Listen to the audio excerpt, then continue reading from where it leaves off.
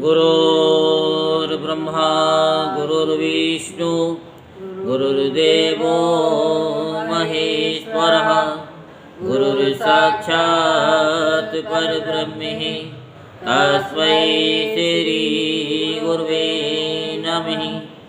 ओं गजाननं भूतगणाधिसेवितं कपितजम्बुफलचारुभक्षणम् उमासुतं शोकविनाशकारिकं नमामि विघ्नेश्वरपादपङ्कजं। सच्चिदानन्दरूपाय विश्वोत्पत्त्यादिहेतवे तापत्रे विनाशाय श्रीकृष्णाय वयं नमः। बोल वृंदावन बिहारी लाल की जय, बोल बांके बिहारी लाल की जय। आज हम आपको श्रीमद् भागवत महापुराण में 333वें दिन में परीक्षित के परम गति के भाग 2 में आपको कथा सुनाएंगे। तो आप सभी मन को एकाग्र करते हुए शांतिपूर्वक कथा को श्रवण करेंगे और धर्म लाभ प्राप्त करेंगे। कल आपको ओंकार के बारे में बताया, अब उससे आगे की कथा को बड़े ध्यानपूर्वक सुनो। उन्हीं लोगों के नैष्ठिक ब्रह्मचारी शिष्य प्रशिष्यों के द्वारा चारों युगों में संप्रदाय के रूप में वेदों की रक्षा होती रही। द्वापर के अंत में महर्षियों ने उनका विभाजन भी किया। जब ब्रह्मवेता ऋषियों ने देखा कि समय के फेर से लोगों की आयु, शक्ति और बुद्धि क्षीण हो गई है, तब उन्होंने अपने हृदय देश में विराजमान परमात्मा की प्रेरणा से वेदों के अनेकों विभाग कर दिए। अब उससे आगे की कथा को सुनिए। शौनक जी, इस विवस्वत मनवंतर में भी ब्रह्मा, शंकर आदि लोकपालों की प्रार्थना से अखिल विश्व के जीवनदाता भगवान ने धर्म की रक्षा के लिए महर्षि पाराशर द्वारा सत्यवती के गर्भ से अपने अंशांश कला स्वरूप व्यास के रूप में अवतार ग्रहण किया है। परम भाग्यवान शौनक जी, उन्होंने ही वर्तमान युग में वेद के 4 विभाग किए हैं। जैसे मणियों के समूहों से विभिन्न जाति की मणियाँ छांटकर अलग अलग कर दी जाती हैं, वैसे ही महापति भगवान व्यास ने मंत्र समुदाय में से भिन्न भिन्न प्रकरणों के अनुसार मंत्रों की संग्रह करके, यानी मंत्रों का संग्रह करके उनसे ऋग, यजुर, साम और अथर्व ये 4 संहिताएं बनाई और अपने 4 शिष्यों को बुलाकर प्रत्येक को एक एक संहिता की शिक्षा दी। उन्होंने बहुवृक्ष नाम की पहली ऋग संहिता पहल को और निगद नाम की दूसरी यजु संहिता वैशंपायन को और शाम श्रुतियों की छंदोग संहिता जैमिनी को और अपने शिष्य सुमंतु को अथर्वांगी रस संहिता का अध्ययन कराया। शौनक जी, पैल मुनि ने अपनी संहिता के 2 विभाग करके एक का अध्ययन इंद्र परमित्ति को और दूसरे को वाष्कल को कराया। वाष्कल ने भी अपनी शाखा के 4 विभाग करके उन्हें अलग अलग अपने शिष्य बोध्य, यज्ञवल्क्य, पाराशर और अग्निमित्र को पढ़ाया। परम संयमी इंद्र परमिति ने प्रतिभाशाली मांडुक्य ऋषि को अपनी संहिता का अध्ययन कराया। मांडुक्य के शिष्य थे देवमित्र उन्होंने शोभरी आदि ऋषियों को वेदों का अध्ययन कराया। मांडुक्य के पुत्र का नाम था सकल्य। उन्होंने अपनी संहिता के 5 विभाग करके उन्हें वात्स्य, मुद्गल, शाल्य, गोखल्य और शिशिर नामक शिष्यों को पढ़ाया। साकल्य के एक और शिष्य थे जातोकर्ण मुनि। उन्होंने अपनी संहिता के 3 विभाग करके तत्संबंधी निरुक्त के साथ अपने शिष्य बलाक, पेज, बैताल और ब्रज को पढ़ाया। बाष्कल के पुत्र बाष्कली ने सब शाखाओं से एक बालखिल्य नाम की शाखा रची। उसे बाल्यानी, भज्य एवं कासार ने ग्रहण किया। इन ब्रह्मर्षियों ने पूर्वोक्त संप्रदाय के अनुसार ऋग्वेद संबंधी बृहवृक्ष शाखाओं को धारण किया। जो मनुष्य यह वेदों के विभाजन का इतिहास श्रवण करता है वह सब पापों से छूट जाता है। शौनक जी, वैशंपायन के कुछ शिष्यों का नाम था चरकाद्वर्यु। इन लोगों ने अपने गुरुदेव के ब्रह्महत्या जनित पाप का प्रायश्चित करने के लिए एक व्रत का अनुष्ठान किया, इसलिए इनका नाम चरकाद्वर्यु पड़ा।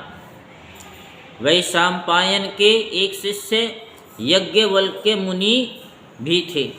उन्होंने अपने गुरुदेव से कहा, अहो भगवान, ये चरकाद्वर्यु ब्राह्मण तो बहुत ही थोड़ी शक्ति रखते हैं। इनके व्रत पालन से लाभ ही कितना। मैं आपके प्रायश्चित के लिए बहुत ही कठिन तपस्या करूँगा। याज्ञवल्क्य मुनि की ये सब बातें सुनकर वैशंपायन मुनि को क्रोध आ गया। उन्होंने कहा, बस बस चुप रहो। तुम्हारे जैसे ब्राह्मणों का अपमान करने वाले शिष्य की मुझे कोई आवश्यकता नहीं है। देखो, अब तक तुमने मुझसे जो कुछ अध्ययन किया है उसका शीघ्र से शीघ्र त्याग कर दो और यहाँ से चले जाओ। याज्ञवल्क्य जी देवराज के पुत्र थे। उन्होंने गुरु जी की आज्ञा पाते ही उनके पढ़ाए हुए यजुर्वेद का वमन कर दिया और वे वहाँ से चले गए। जब मुनियों ने देखा कि याज्ञवल्क्य ने तो यजुर्वेद का वमन कर दिया, तब उनके चित्त में इस बात के लिए बड़ा लालच हुआ कि हम लोग किसी प्रकार इसको ग्रहण कर लें, परंतु ब्राह्मण होकर उगले हुए मंत्रों को ग्रहण करना अनुचित है। ऐसा सोचकर वे तीतर बन गए और उस संहिता को चुरा लिया। इसी से यजुर्वेद की वह परम रमणीय शाखा तैत्तिरीय के नाम से प्रसिद्ध हुई। शौनक जी, अब याज्ञवल्क्य ने सोचा कि मैं ऐसी सुरतियाँ प्राप्त करूं जो मेरे गुरु जी के पास भी न हो। इसके लिए वे सूर्य भगवान का उपस्थान करने लगे।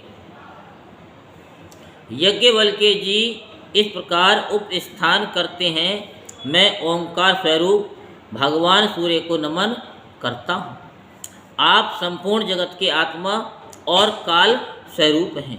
ब्रह्मा से लेकर तृण पर्यंत जितने भी जरायुज, अंडज, स्वदज और उद्भिज 4 प्रकार के प्राणी हैं, उन सब के हृदय देश में और बाह्य आकाश के समान व्यापक रहकर भी आप उपाधि के धर्मों से असंग रहने वाले अद्वितीय भगवान ही हैं।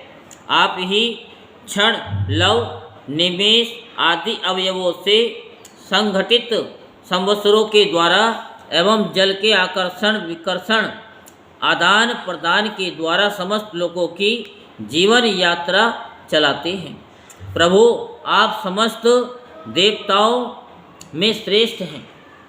जो लोग प्रतिदिन तीनों समय वेद विधि से आपकी उपासना करते हैं, उनके सारे पाप और दुखों के बीजों को आप भस्म कर देते हैं।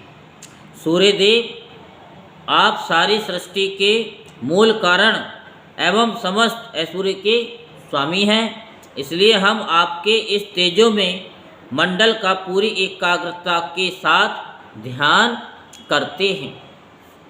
आप सबके आत्मा और अंतर्यामी हैं। जगत में जितने चराचर प्राणी हैं सब आपके ही आश्रित हैं। आप ही उनके अचेतन मन, इंद्रिय और प्राणों के प्रेरक हैं। ये लोग प्रतिदिन अंधकार रूप अजगर के विकराल मुंह में पड़कर अचेत और मुर्दा सा हो जाता है। आप परम करुणा स्वरूप हैं, इसलिए कृपा करके अपनी दृष्टि मात्र से ही इसे सचेत कर दीजिए। यह सचेत कर देते हैं और परम कल्याण के साधन समय समय के धर्मानुष्ठानों में लगाकर आत्माभिमुख करते हैं। जैसे राजा दुष्टों को भयभीत करता हुआ अपने राज्य में विचरण करता है, वैसे ही आप चोर, जार आदि दुष्टों को भयभीत करते हुए विचरते रहते हैं।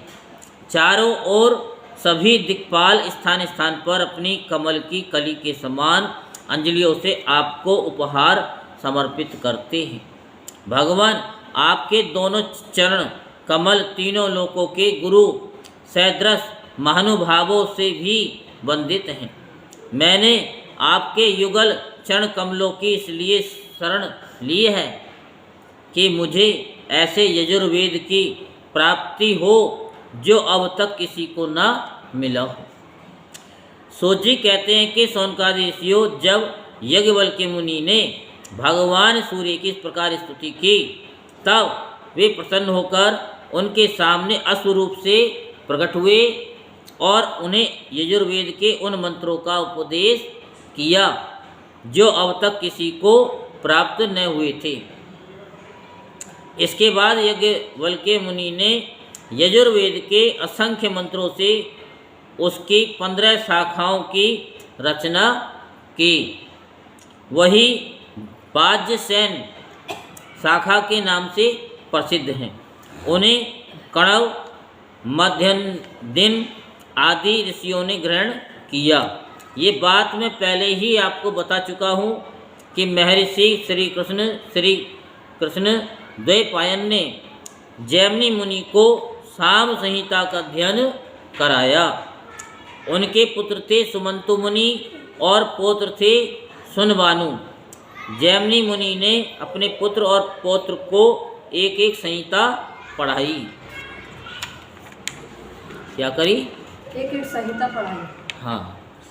जैमिनी मुनि के एक शिष्य का नाम था सुकर्मा।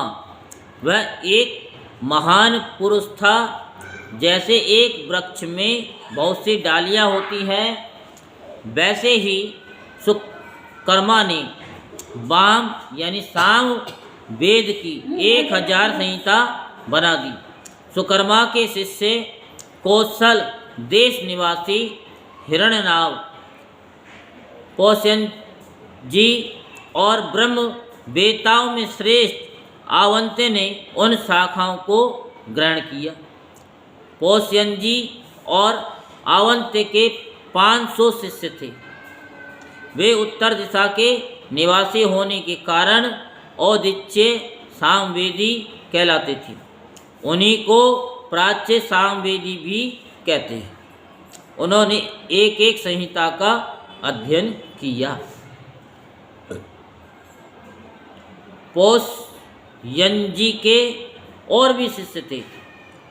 लोगाक्षी, मांगलिक, कुल्य, कुशील और कुक्षी। इसमें से प्रत्येक ने 100 संहिताओं का अध्ययन किया। हिरण्यनाभ का शिष्य था कृत्य। उसने अपने शिष्यों को 24 संहिताएं पढ़ाईं। शेष संहिताएं परम संयमी आवंत्य ने अपने शिष्यों को दी। इस प्रकार सामवेद का विस्तार हुआ। यहाँ परीक्षित कि जो परम गति का जो शेष भाग था वो पूरा हुआ। बोलो वृंदावन बिहारी लाल की जय, बोलो बांके बिहारी लाल की जय। कल हम आपको अथर्व वेद की शाखाएं और पुराणों के लक्षण आपको सुनाएंगे, इसलिए आप चैनल को सब्सक्राइब कर लें। कथा आपको पसंद आई हो तो लाइक करें और कमेंट बॉक्स में राधे राधे लिखना ना भूलें और शेयर करना भी ना भूलें।